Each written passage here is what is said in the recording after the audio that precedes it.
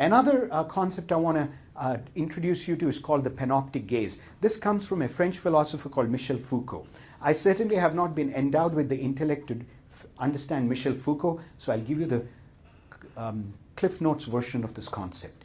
So Foucault noticed that in the concentration camps, there used to be towers from where people would be observing the inmates. But those towers would always be kept in darkness. Why? Because they did not want anybody to know that they were being observed.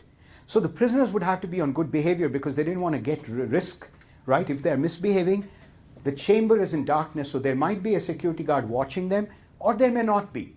So pretty soon, says Foucault, the prisoner starts attaining to a level of inner self-regulation of behavior based on an imaginary security guard who's looking at them at all times. Folks, each one of you here has somebody's panoptic gaze looking over your shoulders right now. Let me tell you what mine is. My mother believed that I was fiscally irresponsible, that I had no ability to regulate my spending, and that I would fall into very difficult times. She has passed away 20 years ago. So she always looked at me as somebody who would have a lot of difficulty managing money.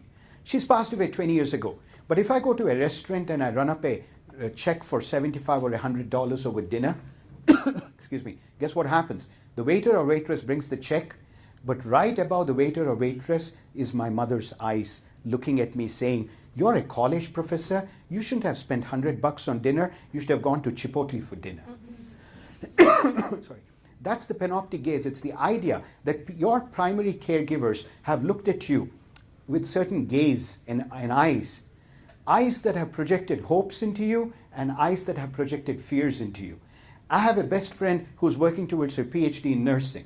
And I said, "You seem to be so unhappy in the PhD program. Why are you torturing yourself?" She said, "I love being a nurse, but I have to get my PhD." I said, "Why?" She said, "Because my grandfather wanted me to get a PhD."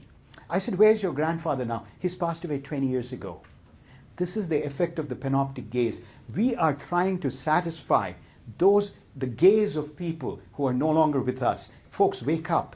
They meant well, they loved you, and their panoptic gaze was just an attempt to tell you they cared about you and they wanted you to live your potential. You need to use a modern translating mechanism.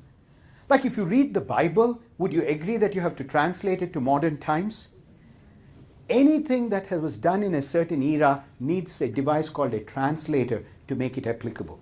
The panoptic gazes of your parents and your grandparents use a translator. Say, "Grandpa, I know you want me to be happy and to live my potential, but from where you stand, that looks like a PhD to you.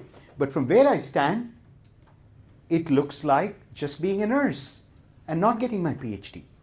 And free yourself from this, because otherwise there's a tremendous burden that we carry with us through life.